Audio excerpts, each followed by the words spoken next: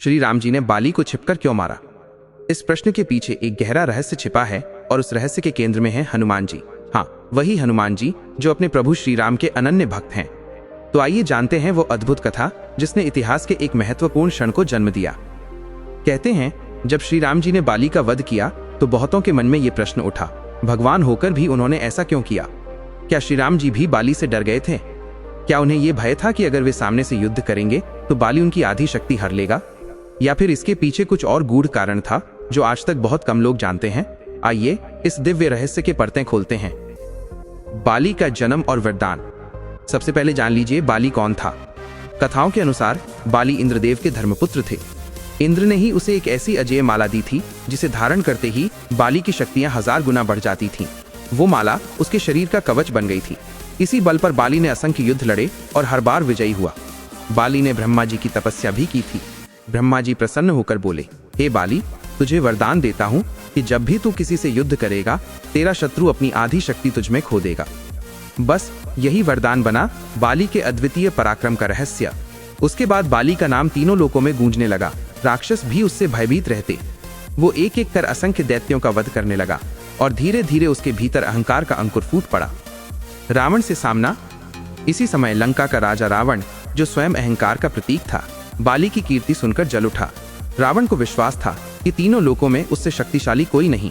पर जब उसे पता चला कि बाली नाम का एक वानर है जो इंद्र और ब्रह्मा दोनों का वरद पुत्र है, तो रावण ने ठान लिया कि वो बाली से युद्ध करेगा। किष्किंधा पहुंचकर रावण ने बाली को ललकारा, यदि तू सच में इतना बलवान है तो आ मेरे सामने। बाली मुस्कुराया और बोला, आ गया समय तेरा घमंड तोड़ने का। युद्ध आरंभ हुआ। ऐसा युद्ध जैसा देवताओं ने भी कम देखा था। धरती कांप उठी, पर्वत थरथराने लगे। पर जैसे ही रावण ने आक्रमण किया उसकी आधी शक्ति बाली में समा गई। रावण निर्बल पड़ गया और बाली ने उसे पराजित कर दिया। इसके बाद बाली ने रावण को अपने बगल में दबाकर घूमना शुरू कर दिया। कभी उसे पर्वतों के पार ले जाता, कभी सागरों में। अहंकार की ज्वाला अब बाली के हृदय में भड़क उठी थी। रावण ने अंततः माफी मांगी और दोनों के बीच मित्रता हो गई। पर बाली का घमंड अब आकाश छू रहा था। हनुमान जी और बाली का प्रसंग। एक दिन वही बाली अपने बल के नशे में जंगलों में पेड़ पत्थर उखाड़ रहा था। उसी समय एक वृक्ष के नीचे हनुमान जी राम नाम का जप कर रहे थे। उनके मुख से निकला प्रत्येक राम वातावरण को पवित्र कर रहा था। बाली ठहाका लगाकर बोला, क्या पूरे दिन राम राम जपते रहते हो? राम नाम छोड़ो, अपने राजा बाली का नाम लो। हनुमान जी ने नेत्र मूंदे और मंद मुस्कुराए, फिर शांत स्वर में बोले, बाली, मेरे लिए संसार का सबसे बड़ा नाम राम ही है। और वे पुनः ध्यान में लीन हो गए। ये देखकर बाली का क्रोध 7वें आसमान पर पहुंच गया। वो गर्जा, क्या तुम जानते हो मैं कौन हूँ? मैं तुम्हारे राम से भी अधिक शक्तिशाली हूँ। अगर वे मेरे सामने आ जाएं तो मैं उन्हें भी हरा दूंगा। हनुमान जी शांत थे, पर जब बात उनके प्रभु पर आई उनकी आंखों में अग्नि चमक उठी। उन्होंने कहा, हे वानर राज, मेरे प्रभु श्री राम से लड़ने से पहले उनके इस दास हनुमान को आजमा लो।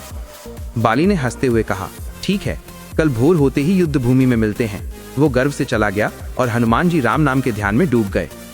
ब्रह्मा जी का हस्तक्षेप। इस घटना की जानकारी जब ब्रह्मा जी को हुई तो वे तत्काल हनुमान जी के पास पहुंचे। उन्होंने कहा, हे हनुमान, तुम ये युद्ध मत करो, यह धर्म के विरुद्ध होगा। हनुमान जी ने विनम्रता से कहा, हे ब्रह्मदेव, जब तक बात मुझ तक थी मैं मौन रहा, पर जब बात मेरे प्रभु की आई तो मैं चुप नहीं रह सकता। मैं ये युद्ध अवश्य करूंगा। ब्रह्मा जी ने कहा, ठीक है, पर एक शर्त है, तुम अपनी शक्ति का केवल 10वां भाग ही लेकर युद्ध करो, बाकी अपनी शक्ति प्रभु श्री राम के चरणों में अर्पित कर दो। हनुमान जी ने सिर झुकाकर कहा, जैसी आज्ञा। अगली भोर रणभूमि सज गई। बाली आया आत्मविश्वास से भरा हुआ।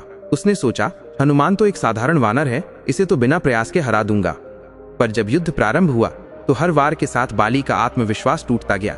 हनुमान जी की हर चाल दिव्य थी, हर प्रहार अग्निवत प्रचंड। बाली थकने लगा।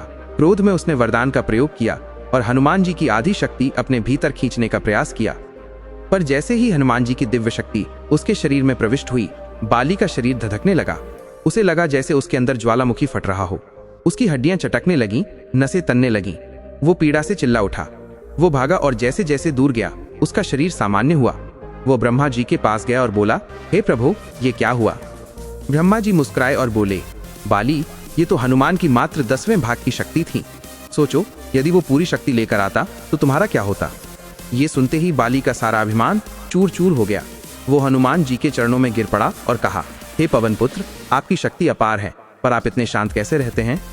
हनुमान जी ने स्नेहपूर्वक कहा, यदि क्षमा मांगनी है तो मुझसे नहीं, मेरे प्रभु श्री राम जी से मांगो।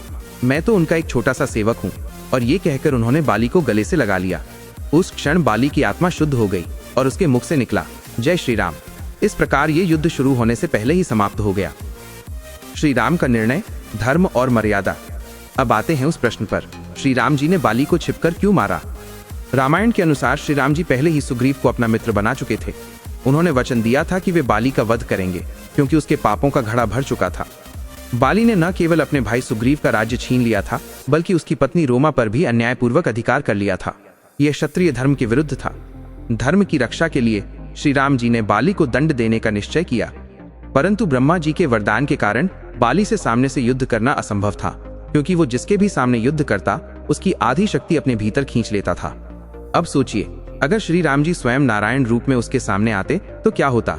बाली उसी क्षण नष्ट हो जाता और ब्रह्मा जी के वरदान की मर्यादा भंग हो जाती।